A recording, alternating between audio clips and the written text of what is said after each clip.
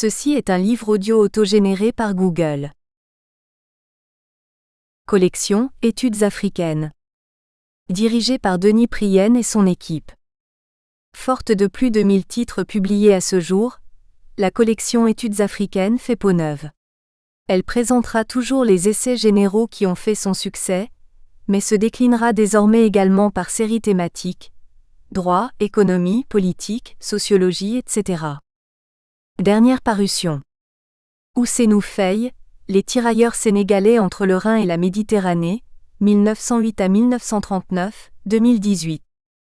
Jean-Paul Mwengengoie, L'enfant, 7 oubliés du divorce ou de la séparation parentale en Afrique subsaharienne, 2018. Laurent Gamet, Le droit du travail ivoirien, 2018. Bakary Cissé, L'épreuve orale de culture générale, préparation au concours d'entrée de l'ENA et de la fonction publique, tome 1, Connaissance de l'environnement ivoirien, tome 2, Problèmes majeurs de la société contemporaine, 2018. Jacques Kabeya Itenda, Entreprise publique, en République démocratique du Congo, la nécessité d'un cadre de bonne gouvernance axé sur la responsabilisation et la performance, 2018. Yensia Horis Armel Bonhoulou, Le terrorisme international existe-t-il en Afrique noire, essai 2018. Augustin Ramazanibishwende, Di Kourouba Dieudonné Muhinduka, dire, Les Baviras entre tradition et modernité 2018. Claude Kaymembayki, Verrou et contrôle constitutionnel en Afrique. Pour des mécanismes efficients, 2018. Marie-Romualde Puka, Politique publique et PME au Cameroun. Les impacts de la bourse de sous-traitance et de partenariat sur la performance des PME dans le secteur industriel, 2018. Issoufou Njifen, Allocation des ressources humaines et stratégie des acteurs sur le marché du travail, Concept de surqualification et évidence empirique au Cameroun, 2018. Marie-Désirée, Sol Amougou, Minoration linguistique, causes, conséquences et thérapie, 2018. Michel Moukouykimboula, Le rôle des classes nominales dans le fonctionnement des langues bantoues. Le cas du Kibembe, une variante du Kikongo, 2018. Saikou Oumar Bald, Élections et démocratie locale en Guinée, 2018. Caroline Pachecus, Médias, mondialisation et diversité culturelle. Le cas de l'Afrique subsaharienne, 2018. Remerciements. Ce travail a bénéficié du soutien de beaucoup de personnes que je ne pourrai hélas pas toutes citer, mais je ne peux manquer de mentionner les noms de quelques-uns. Ousseynou Faye, Boubacar Bari, Yoro Fall, Oumar Diagne, Saïdou Aboukeïne, Amadou Sarr, Sédou Madanissi, Bouchouer, Rebecca Scott, Charles Baker, Benjamin Steck, Aderaman Ngaïdé, Mourdio et Maïkor Diouf. Je remercie l'IISG d'Amsterdam et le professeur Marcel van der Linden, le département d'anthropologie de l'Université d'Amsterdam et le Moving Matters programme de l'Amsterdam Institute for Social Science Research. Je n'oublie pas ma famille, mon épouse et mes enfants, les parents, amis et alliés. Les membres de l'association Eliman Boubacar Keïne. Paris, avenue Maréchal Gallieni, le 22 juillet 2017. Dédicace. Je dédie ce travail à mes grands-parents Eliman Aboukeïne, Dienaba Siré Keïne, Siré Diaossi et Toli Diallo Keïne. À ma mère Adja Fatimata Aboukeïne. À mon oncle et tuteur Saïdou Aboukeïne et à tous les parents, amis et voisins de Thiès. À mon épouse et à mes enfants Saïdou Eliman Keïne, Billy Abdoulaye Toli et Aïssata Tilessi. À mes frères, sœurs et à tous les parents. Aux collègues des cours privés Djinda Thiam des parcelles Asseni de Dakar, lycée Seydina Limamoulay de Pikine, SEM de Nguyen, SEM Djibril Dio de Thiès, département d'histoire de l'UCAD de Dakar, CIE de Dakar, IISH d'Amsterdam et AISSR de l'Universiteit van Amsterdam. À la mémoire des professeurs. Saïdou Keïne dit Moustaphe Boli, 1947 à 2006. Et Amidou Dia, 1953-2018. Préface, La vallée du fleuve dans le jeu des échelles politiques. Ma rencontre avec Mahmoud Oussi, l'auteur de ce livre, s'est déroulée dans un contexte difficile. En effet, il m'a contacté au lendemain du décès survenu en 1995 de mon collègue et ami Mohamed Mustafa Kane, excellent chercheur formé par l'historien américain David Robinson. L'objet de la rencontre, avec celui qui était à l'époque un jeune étudiant inscrit au second cycle pour produire un mémoire de recherche d'histoire moderne et contemporaine, a porté sur ma disponibilité à exercer les fonctions de directeur de recherche. Ce que j'avais promptement accepté à l'époque. Il ne pouvait en être autrement, car il s'agissait avant tout pour moi d'honorer la mémoire d'un collègue, d'un excellent universitaire qui manifestait une passion remarquable pour tout ce qui porte sur la recherche en sciences sociales. En sus, ayant produit en 1980 un mémoire de DEA consacré à ce que j'ai appelé le mouvement dimarien, réductible à une entreprise de réforme de l'islam lancée en 1906 à 1908 par Ali Yorodio, préconisant par ailleurs l'effacement par les armes de la présence coloniale, je ne pouvais qu'appuyer l'achèvement de son travail de recherche. Faisant preuve de constance et de pugnacité dans son parcours de chercheur junior, Mamoudoussi a réinvesti le Dimat ou Touldé Dimat comme analyseur lorsqu'il a décidé de s'inscrire en thèse.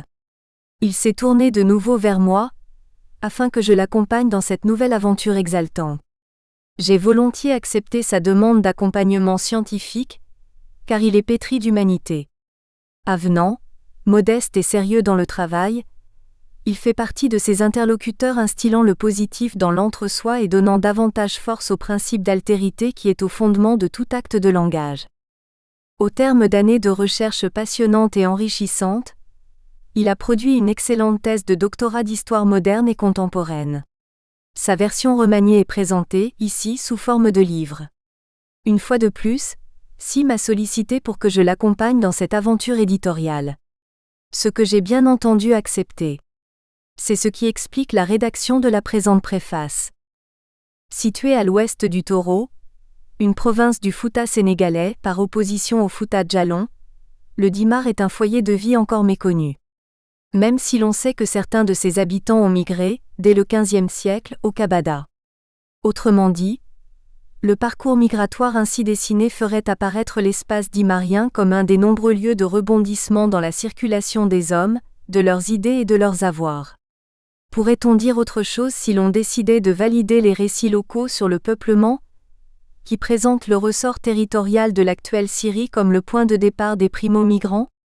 Même devenu un espace enjeu et un espace conflit à la suite de la construction du barrage de Diama, qui influe sur la délicatesse des relations de voisinage du Sénégal avec l'État frontière mauritanien, le Dimar demeure une construction territoriale peu référée lorsqu'il s'agit de questionner la vallée du fleuve Sénégal. Sont surtout mises en scène, dans les différents exercices de convocation de sujets comme la migration de travail, la mise en valeur agricole, la valorisation du patrimoine historique, la sociologie électorale, etc., des lieux historiques comme le Taureau, le Damga et le Nguénar. En d'autres termes, l'occurrence relative à l'appellation Dimar est encore relativement faible dans l'onomastique véhiculée dans les discours publics et dans la littérature savante. Sous ce rapport, le travail de recherche continue de Mamoudoussi peut se lire comme un projet d'inversion, de décentrement. L'appartenance de Si à la communauté territoriale du Dimar induit certainement son investissement dans un projet qui se fait jeu de décentrement, lequel a le mérite de consacrer l'efficace du pari de l'innovation et du rebours. Mais, le choix d'un analyseur qui appelle aussi l'histoire du jeu, s'inscrit dans une démarche partagée par quelques historiens sénégalais et consistant à écrire ou réécrire l'histoire de leurs origines. Ce qui fait qu'une figure d'histoire de l'appartenance est proposée dans cet ouvrage, dont l'auteur a parfaitement intégré la nécessité de réussir la mise à distance de l'objet exposé et étudié. Par ce choix, Mamoudoussi dispose d'atouts de taille. La connaissance intime de sa société, la maîtrise de son parler dominant, la capacité à dessiner les conditions de reproduction des récits de mémoire qui y circulent, l'aisance avec laquelle il peut collecter certains de ses textes, son initiation à l'archivistique et sa maîtrise des règles du traitement historien du document d'archives où est consigné le rapport du Dimar à la politique de la canonnière et de L', assujettissement du colonisateur français, fort remarqué pour son inclination à la rapine. La combinaison de ces figures de savoir et savoir-faire et des référents des logiques d'appartenance a probablement renforcé la détermination de l'auteur à vouloir produire un texte de qualité qui reconstitue et questionne l'histoire du Dimar moderne et contemporain. Avec ce livre, se trouve posée une question essentielle, la place du Dimar dans l'histoire du Fouta septentrional. Même si l'hypothèse qui voudrait en faire une satrapie est irrecevable, l'on notera que la construction et l'exercice de ce rapport dominant qu'est l'État, repérable à travers la vie et l'œuvre du personnage leader appelé Eliman Dimar, actualise la nécessité de revisiter quelques-unes des conclusions tirées en matière d'histoire politique. Se trouve ainsi posée, concomitamment à la question de son statut politique, non seulement la pertinence des façons de nommer le politique, théocratie, royaume, roi, royauté, etc., mais aussi et surtout la fiabilité des jeux cartographiques et des rapports de suzeraineté-vassalité dessinés pour de grands ensembles comme le Fouta et le Jolof. L'approche impérialo-centrée, qui valorise le raccourci et conforte l'adepte du panafricanisme, parcourt la reconstitution du passé de la Sénégambie et de l'Afrique de l'Ouest. L'histoire des grands ensembles, d'ailleurs produite à partir des traditions de ce qui est assimilé au centre, prend largement le dessus sur celle des prétendus nains politiques. Est ainsi négligé le jeu d'échelle qui doit présider à l'écriture ou à la réécriture de l'histoire politique de ces parties du monde, de ces mondes africains entrés en contact, de longue durée, avec les caravanes et les caravelles de l'ailleurs. L'intérêt de ce livre réside également dans le fait que son auteur ne perd pas de vue la nécessité de revoir la composition de cette architecture estampillée par l'Empire, de relire une pareille histoire en procédant au décentrage. Son texte est traversé par cette exigence de rupture historiographique. Le mode de l'énonciation en pointillé caractérise son écriture, mettant aussi en exergue le fait que le Dimat se présente à la fois comme un berceau de second rang de population sénégambienne, un foyer de métissage ethnique, un pays frontière assimilable à une zone de transition écologique, une plateforme de passage migratoire ou encore à un refuge de bandits de grand chemin. Foyer originel des Lébou et Sérères, dont les descendants portant les Ndong, Dior, Tien, Fei, Tin, Tiao et Fédior habitent encore ces villages actuels comme Fanay. Le Dimar exhibe une histoire caractérisée par l'originalité de son espace politique, particulièrement de son armature institutionnelle et par la polarité de sa diplomatie. Mamoudoussi montre bien que le conflit et la paix ont rythmé les rapports de voisinage entre le Dimar et le Valo, les émirats morts du Trarza et du Brakna et le pouvoir colonial de Saint-Louis du Sénégal. De ces derniers scénarios, qui se veulent œuvre de vie ou œuvre de mort, l'auteur de ce livre retient, au-delà de la possibilité de faire apparaître le Dimar sous les traits d'une policie, un fait essentiel, la complexification. Cette figure de procès estampille, au cours du XIXe siècle, les relations entre le personnel politique dimarien et la puissance française, initiatrice de nombreuses campagnes de rapine et surtout gestionnaire d'une entreprise de réorientation économique. Rappelons-le, un tel réajustement, axé autour de la mise en valeur agricole, a été provoqué par le besoin de trouver une alternative économique à la traite négrière. En effet, le Dimar a été un marché d'entrepôt, d'échange et de circulation de captifs. Son histoire est intimement liée à la pratique de l'esclavage domestique. Mais, pour en revenir à cette histoire de complexification, si raconte l'interventionnisme français, dessine son caractère protéiforme, insiste surtout sur son offre de collusion faite aux élites gouvernantes dimariennes, pointe la vocation de force d'expédition dévolue à l'armée coloniale. Ce faisant, il convoque la bataille de Dialmas de 1854. Ce front de guerre, ouvert par les Français adeptes du grignotage territorial, fait l'objet d'une narration relativement minutieuse. Ses préparatifs, son déroulement et ses conséquences sont au cœur de l'histoire, bataille de l'auteur du livre. Une autre figure de la complexification du rapport à la chose politique est constituée par l'implantation à Fanay, en janvier 1859, d'un camp d'observation militaire fonctionnant aussi comme un centre de commandement des opérations d'endiguement du djihadisme omarien. En s'investissant à fond dans l'écriture de l'histoire du Dimar, Mamoudoussi entend remplir une mission d'actualité. Répondre à une demande mémorielle, celle-là même qui consiste à dresser la biographie d'Eliman Boubacar Keïne. Il le présente comme un personnage à la longévité exceptionnelle, 1721 à 1851, qui se distingue par ailleurs par un long règne. En sa qualité de gouvernant de premier rang, Ce dernier est censé avoir présidé aux destinées du Dimar pendant une 50aine d'années. Reprenant à son compte la théorie du vivre ensemble, de Hannah Arendt, qui implique la réussite de la diffusion d'une idéologie de consentement, s'attache à montrer que les populations du Dimar ont fédéré leurs efforts afin de tisser des réseaux intellectuels, culturels, économiques et sociaux, de prendre leur destinée en main et de construire in fine un destin collectif. Sa bifurcation qui le conduit à s'intéresser à la politique par le bas montre des communautés aux origines diverses faire corps pour accepter d'être gouvernées harmonieusement, trouver les consensus nécessaires à l'adoption de modes d'habiter, de cohabiter dans la paix, d'agir face aux défis, de laisser leur empreinte sur le tissu de la vie des relations sous-régionales, etc. En définitive, par cette contribution, faite sous forme de livre, Mamoudoussi porte à la connaissance des historiens, des lecteurs passionnés d'histoire, ou encore d'acteurs sociaux en quête d'histoire du sens des pans entiers du passé du Dimar. Coincé entre le Waalo et le Toro, deux lieux historiques relativement bien connus, ce pays frontière a suivi dans la période moderne et contemporaine des trajectoires qui figurent l'hétérodoxie en révélant la complexité du rapport au temps et aux politiques des populations de la vallée du fleuve Sénégal. Professeur Ousseynou Faye. Avant-propos.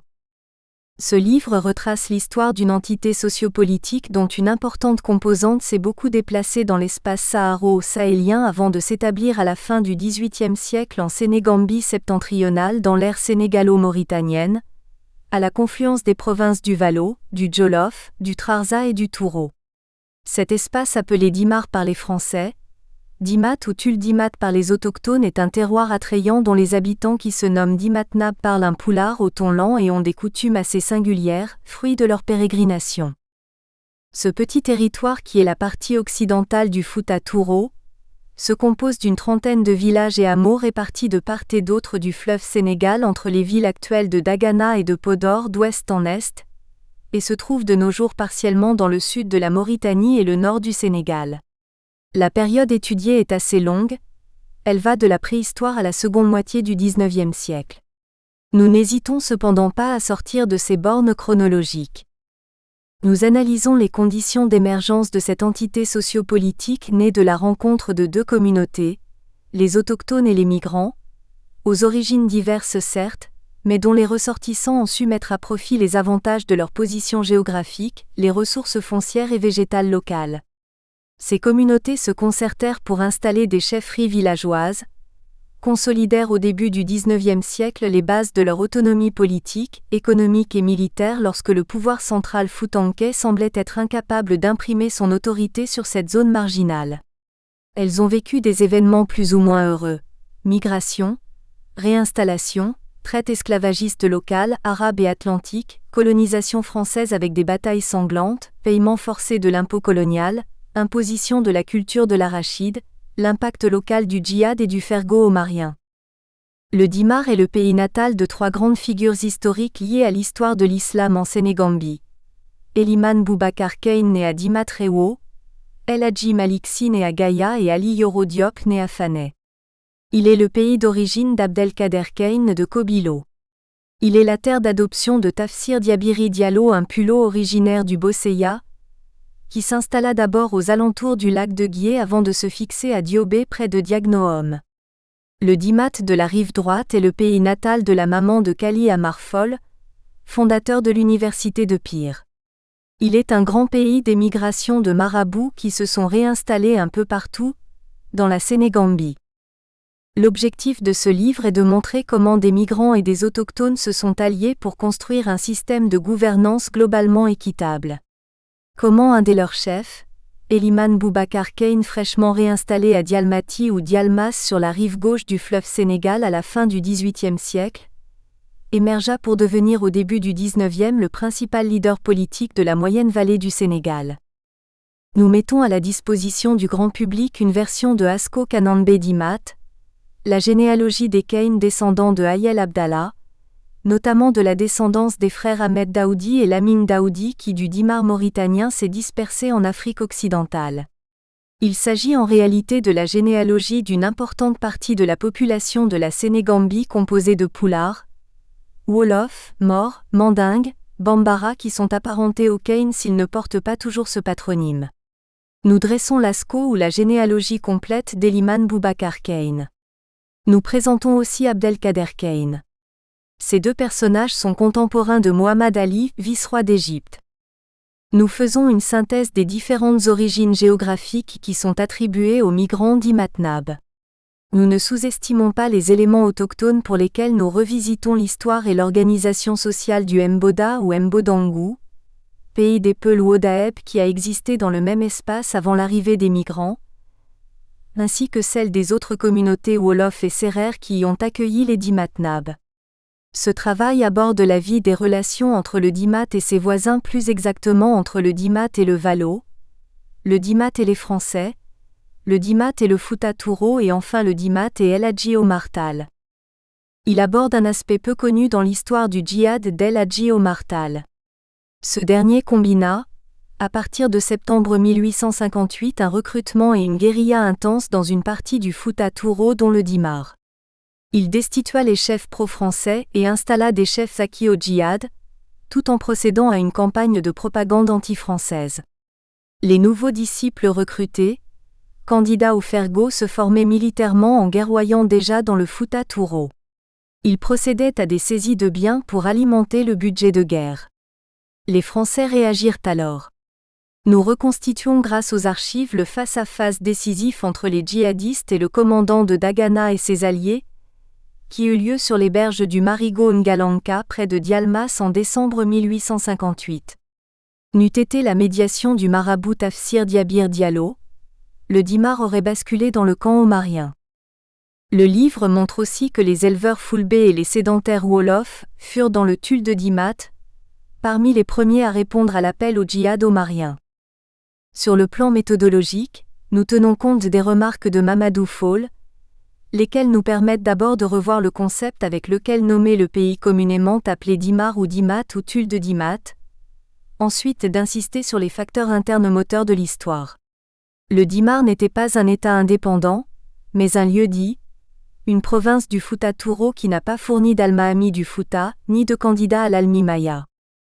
Le Dimar dut, à la fin du XVIIIe siècle, se réadapter aux changements dans les modes de relations économiques, dans l'orientation des réseaux commerciaux. Nous insistons sur trois notions qui jalonnent l'histoire des Dimatnab, à savoir la migration, la négociation et les conflits armés. L'un de leurs derniers conflits armés, la bataille de Dialmas de 1854, fut en leur défaveur. Ce fut cette défaite contre les Français qui entraîna un déclin progressif du Grand Dimat, matérialisé en avril 1858 par la sécession des deux grands villages wolofophones que sont Gaïa et Bokol, puis l'annexion pure et simple de la province dans le giron colonial en juin 1858. Nous analysons les processus de mutation et de rupture. Ceux-ci portent d'abord sur les mutations sociales et politiques, en second lieu sur les relations entre le Dimat et le Fouta Touro d'une part et entre le Dimat, le Trarza, le Wallo et la France d'autre part. Notre souci est de mettre en évidence cette construction politique, née à la fin du XVIIIe siècle, lorsque des migrants appelés, les Dimatnab, ceux de Dimat ou Dimar, venus de la rive droite du fleuve Sénégal, négocièrent et obtinrent des chefs politiques du Touro, des Foulbé Yalaalb et de l'Almaami du Fouta Touro, le droit de s'installer dans une zone interstitielle marginale.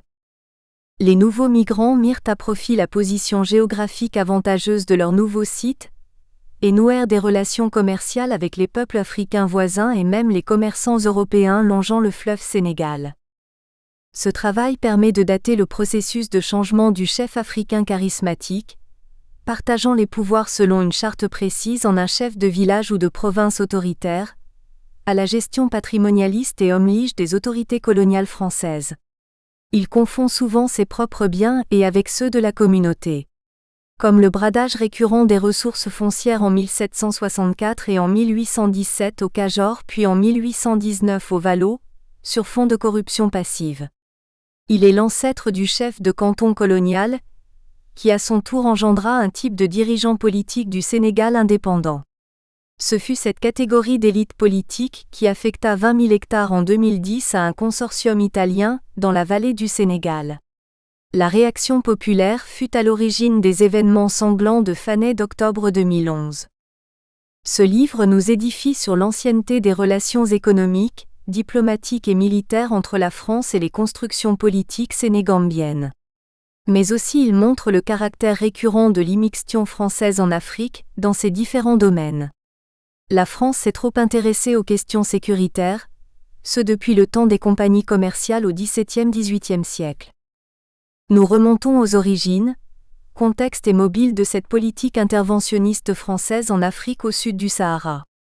Nous décortiquons les méthodes quelquefois peu orthodoxes utilisées par le gouverneur de la colonie, pour freiner l'avancée rapide en Sénégambie du parti djihadiste d'El Hadji Omar Tall, le représentant de la Tidjania en Afrique occidentale.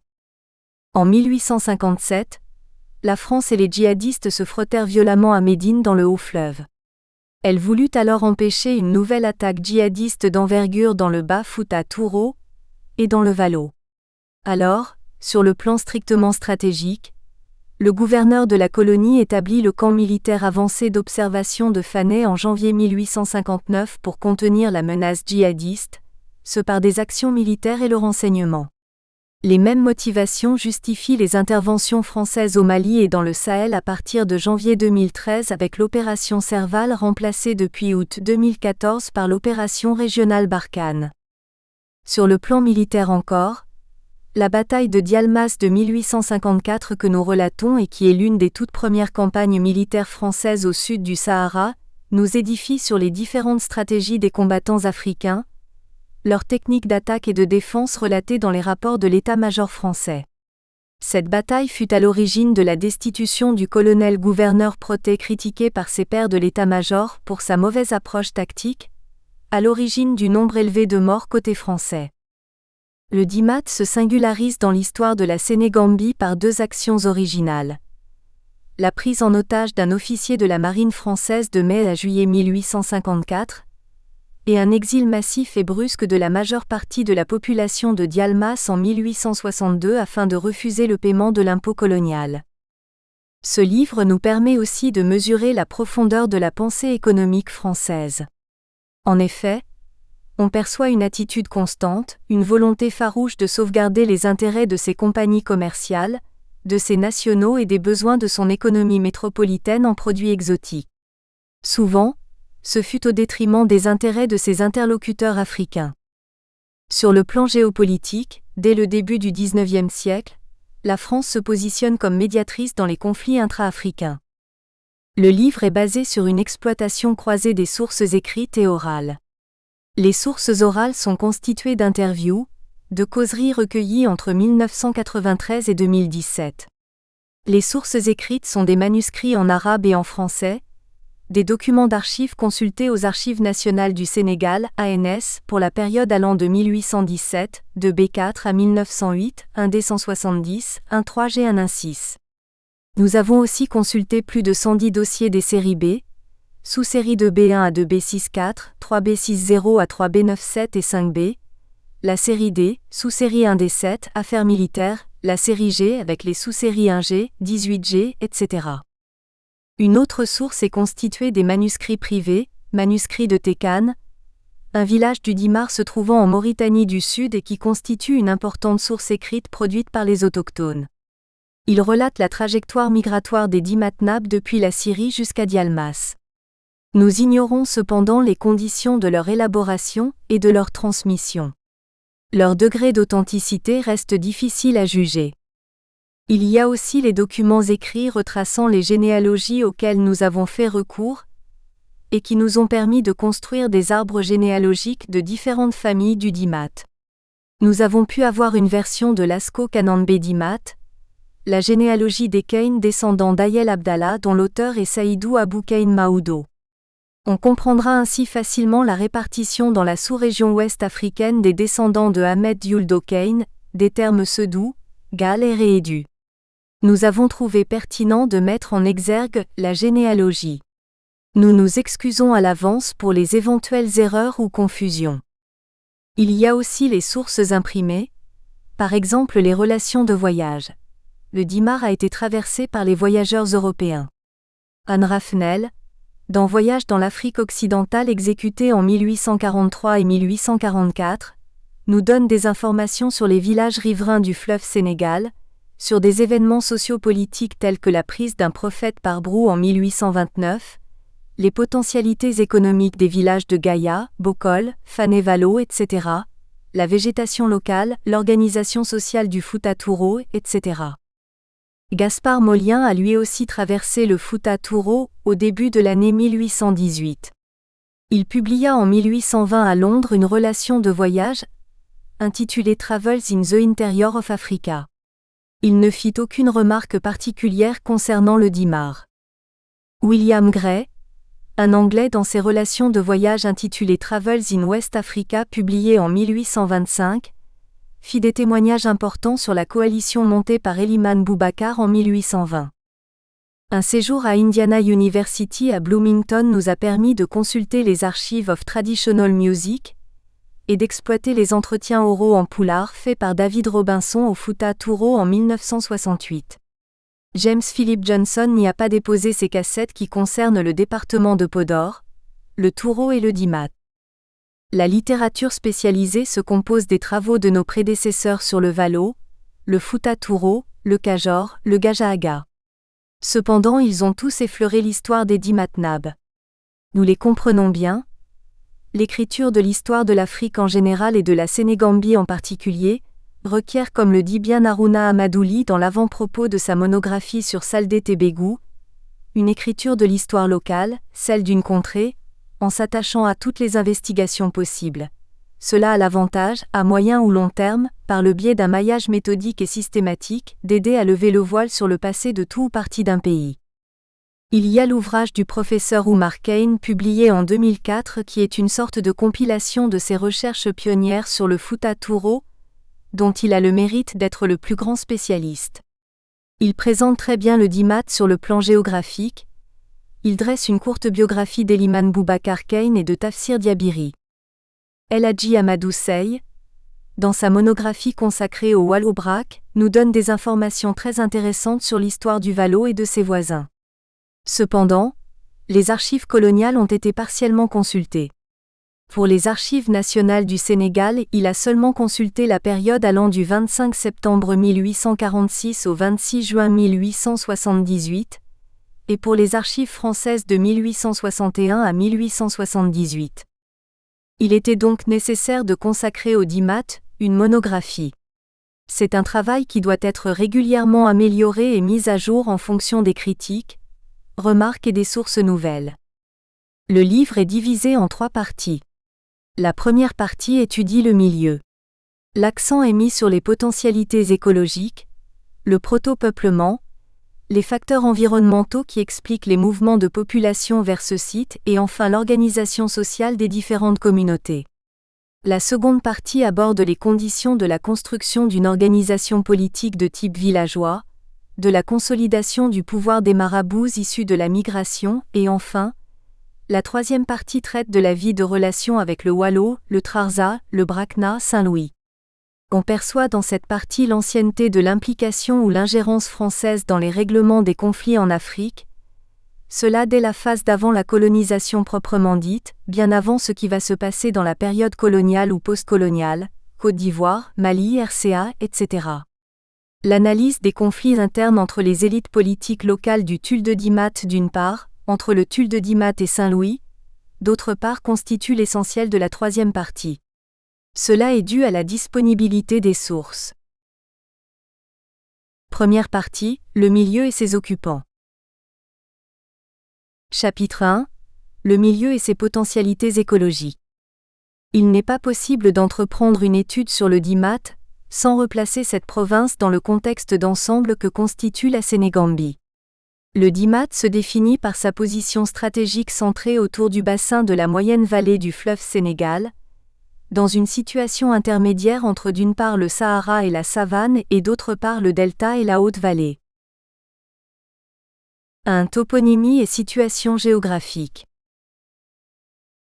ATOPONYMIE. On désigne sous le nom de Tuile de Dimat, Dimat ou Dimar, le pays compris entre le Trarza, le Valo, le Touro et le Jolof. Il doit son nom au fait que le site de Dimatreo, en Mauritanie méridionale, se trouvait sur une colline ou monticule appelée Tulle d'Ampoulard. Le Tulle de Dimat, au moment de sa plus grande extension, occupait un territoire à cheval sur les deux rives du fleuve Sénégal. Le déplacement de ces frontières est intimement lié à son histoire dominée par la volonté de contrôler de riches terres. Deux toponymes en sont révélateurs. Le premier, Dialmas, serait dérivé de l'expression Poulard Joli Madja, celui qui s'engouffre dans cette forêt touffue s'y perd, faisant allusion d'abord à la végétation luxuriante du site d'installation, ensuite au risque qu'encouraient tous les candidats à l'installation dans ce milieu. Le second Bokol signifie en wolof l'idée d'insertion, de recasement de nouveaux migrants dans un espace disputé et providentiel. L'imprécision de l'onomastique est due, à notre avis, au fait que les vrais fondateurs des villages réoccupés ou co-occupés par les Dimaat-Naé ont dû migrer ou se fondre dans les groupes ethniques wolof et Poulard. Un exemple ou une piste de recherche est l'existence d'un village ou d'un quartier nommé Tiangué en pays sérère. Le Tulle de Dimat est un terme polysémique. Son contenu peut signifier une expression géographique qui renvoie à un territoire composé d'un ensemble de localités s'étendant des alentours du lac Erkiz au nord et jusqu'à une vingtaine de kilomètres au sud de l'axe Dima-Diéry-Fané-Diéry. Différents groupes ethniques ayant en commun des réseaux multiformes et occupant une zone de contact Sahel-Sahara de dispersion et de rencontres interraciales. Une expression transculturelle faisant allusion à un ensemble d'usages et de coutumes. On parle d'une manière générale du Haada, du Tulle de Dimat. On fait aussi allusion au Tidimat, c'est-à-dire la dot selon la pratique du Dimat, appliquée dans la moyenne vallée. Un territoire politique et social, ayant connu dans le temps et dans l'espace plusieurs capitales. Ses principaux villages et campements situés sur la rive gauche du fleuve Sénégal étaient au XIXe siècle d'ouest en est. Dagana, sa partie dite musulmane par opposition à sa partie non musulmane, Gaïa et ses campements de Foulbé, Réfo, Bokol, Fané-Valo ancien, Fané-Valo nouveau, Tiangué, Diamdiaye, Diagnohom, Dialmas, Langobé, village aujourd'hui disparu, Tillé Boubacar, Pendao, Ndiayen, Figo, Tiélé, Diamel-Diéry, le campement des Foulbé Borobé et Sounab Boutol, Niandain, Fano, le campement Foulbé de Niandain, le campement des Foulbé Briikat et Loboudou. Les campements Foulbé du Géhéri comme Mbidini, de même que des villages Poulard ou Wolof de la rive droite comme Gani, Tekan, Sokam, Loboudou Bakao, Niakwar, Darsalam et Godol. B. Situation géographique. Le Tulle de Dimat fait partie intégrante du Fouta Touro dont il constitue la province la plus occidentale. Territoire situé sur la marge de 4 provinces, ses limites et dimensions sont imprécises. Le Tulle de Dimat est limité à l'est par le Touro, dont l'axe Tardji-Nyanga est admis par convention comme la frontière. À l'ouest, le Tulle de Dimat est limité par la province du Valo, dont la localité de Dagana sert de frontière politique. Les frontières du nord et du sud sont très imprécises car jouxtant des zones habitées par des transhumants. Elles sont très usitées car leur traversée permettait d'atteindre les célèbres universités de Chinguetti en pays maure et de Pir Sanyokor en pays wolof. Cependant, il est généralement admis que lors de sa plus grande expansion, le Tulle de Dimat englobait le bassin du lac Erkiz situé dans l'actuelle Mauritanie méridionale qu'il va disputer au Trarza à la fin du XVIIIe siècle. La frontière méridionale est, elle aussi, mouvante, même si le village de Mbidini peut être considéré comme la limite. Il faut cependant préciser le caractère relatif de ces limites qui ne sont pas en fait des frontières, car les populations n'hésitaient pas à les franchir pour aller dans leurs champs, les pâturages, les lieux de cueillette, d'études et de pèlerinage, etc. 2. Relief, climat, sol et végétation. A. Le relief. Il présente un modelé plat et monotone, de nombreux cours d'eau, des dépressions naturelles constamment remplies d'eau et constituant des bassins de rétention naturels. Les réserves hydriques sont renforcées annuellement par les eaux de crue et de pluie. L'ensablement, plus ou moins épais, n'existe pas au sud. La faiblesse et l'irrégularité des pluies augmentent dans la direction opposée. La couverture végétale est dominée par les épineux et les graminées. B. Le climat. Le Tulle de Dimat participe aux mêmes caractéristiques climatiques et biogéographiques que le reste du Sénégal septentrional, qui se situe dans la zone soudano-sahélienne. Celle-ci se caractérise par une pluviométrie irrégulière, entre 400 et 200 mm de pluie par an, mais suffisante pour mener à terme la maturité des récoltes de céréales. Les potentialités écologiques. Un réseau hydrographique assez dense. Le réseau hydrographique confère à cette partie de la vallée de puissants traits originaux. La crue du fleuve Sénégal et de ses défluents permet une irrigation naturelle des terres entre octobre et fin janvier. Les principaux défluents du fleuve Sénégal sur la rive droite sont le Tialar, le Ndiadé, le Bel, le Cheyal, l'Aftou et Sahéli, le Gouer, le Garak, le Sokam, le Laweya, le Ndiawan, le Koundi et le Kiré. Le Sokam et le Laweya sont les plus principaux défluents qui alimentent le lac Erkiz, 35 km de long sur 4 km de large dans sa partie centrale. Leurs longueurs respectives sont de 40 et 44 km. Les défluents secondaires sont le Kamlar qui se divise en deux bras, le Tambas et le Nyonker, et le Skeikim. Les défluents que sont le Ndiawan, le Sokam et le Ngalanka et des dizaines d'étangs temporaires ou saisonniers se transforment en hivernage en étendues d'eau qui configurent des pods, zones insubmersibles. Ils ont une faune ichthyologique très riche avec de nombreuses espèces piscicoles, ainsi que de nombreux animaux piscivores, oiseaux et reptiles. Le choix de ce site densément desservi par des cours d'eau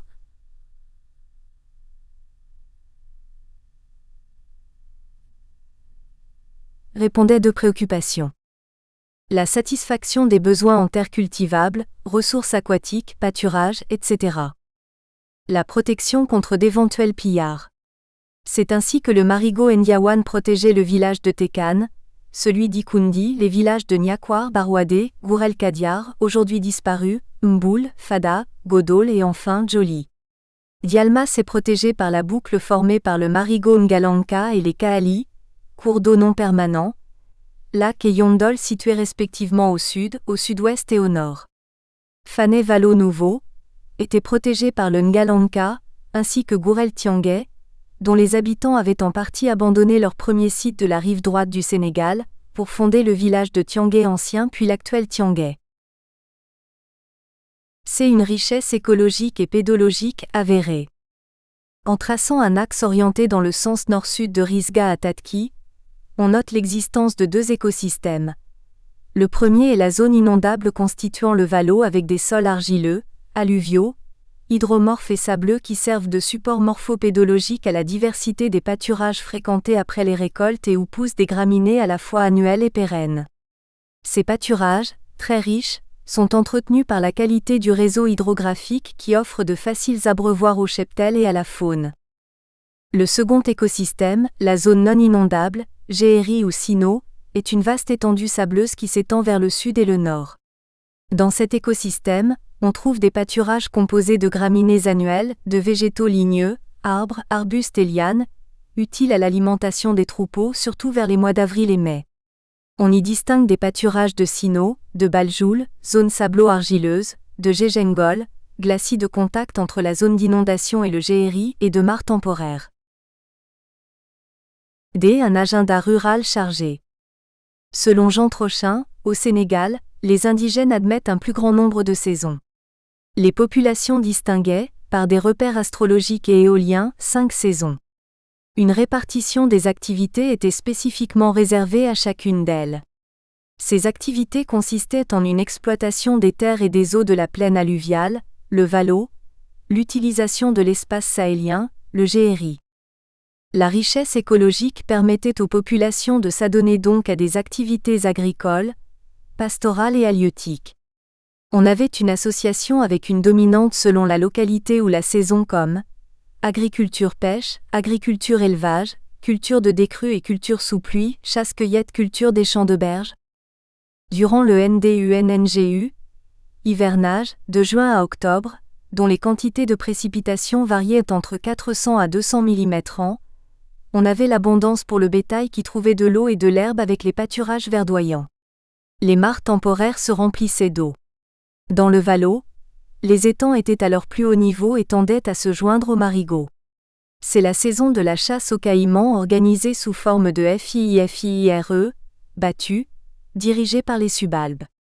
Durant cette période d'Ilam, crue, les villageois s'adonnaient à la capture des meyouji, poissons qui sous la pluie sortent du fleuve et se meuvent sur la terre argileuse.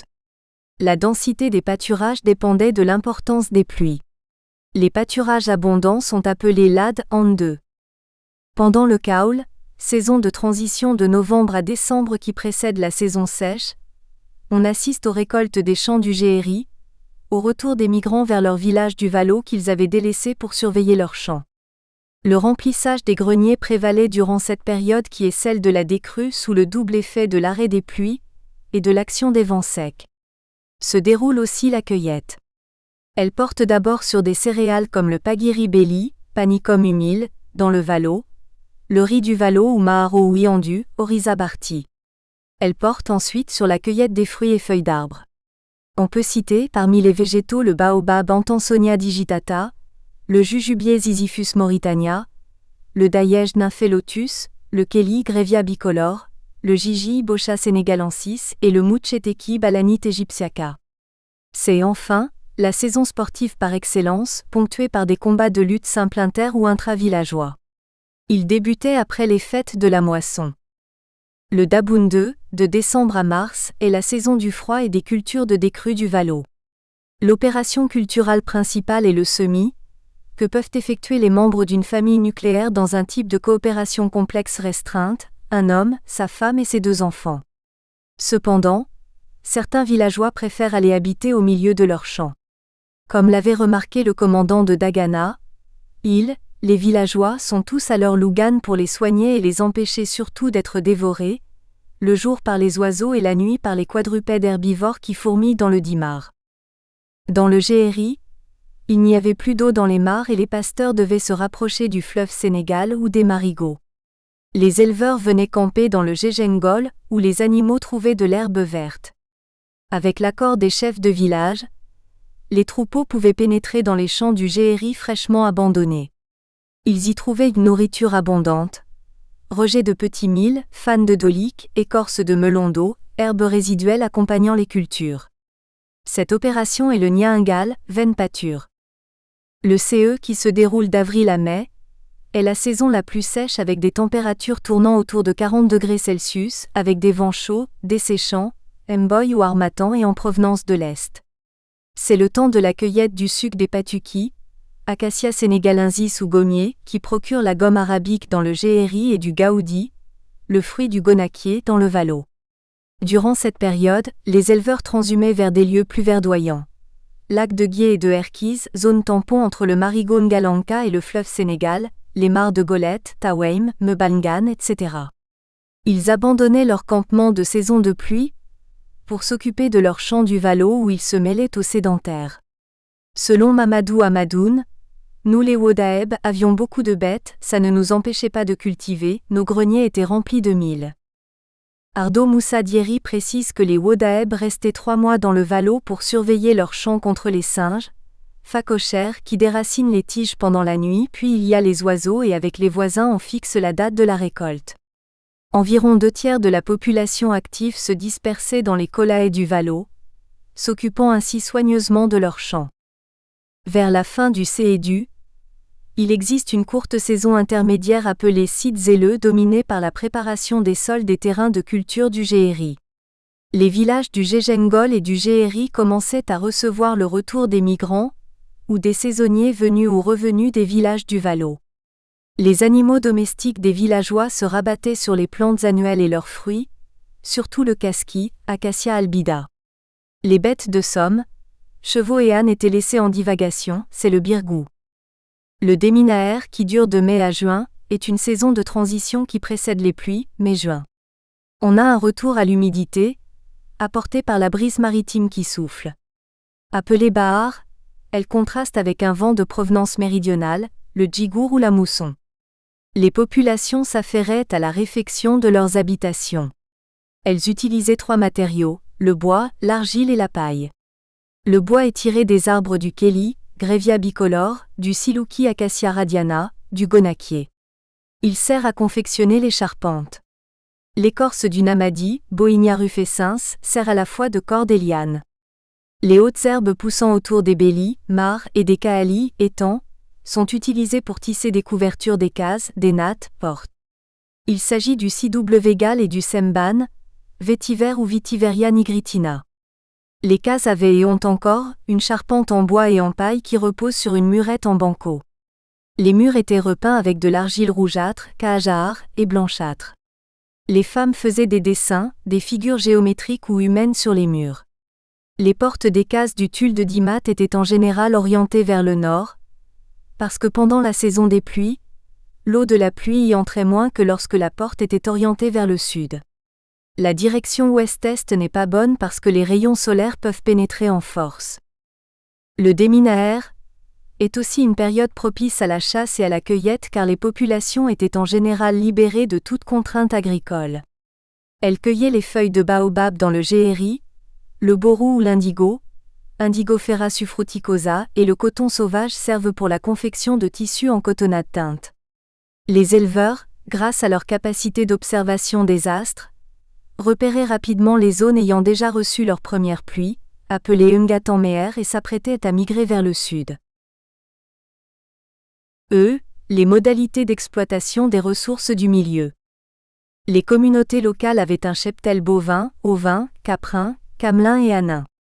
Les Fulbés sont de grands éleveurs de bovins appartenant à l'espèce Bos indicus, appelé bœuf à bosse en référence à la bosse adipeuse sur le garrot. Les chiens et chats étaient élevés pour lutter respectivement contre l'insécurité et les rongeurs très nombreux dans la contrée.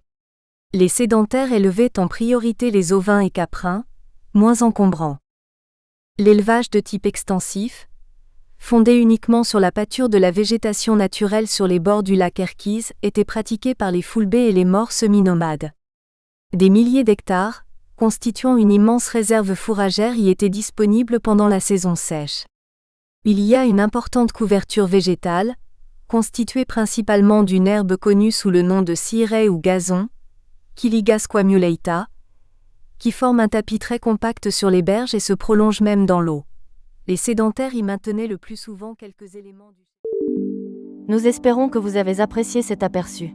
Pour continuer à écouter ce livre audio sur Google Play Livres, utilisez le lien dans la description de la vidéo.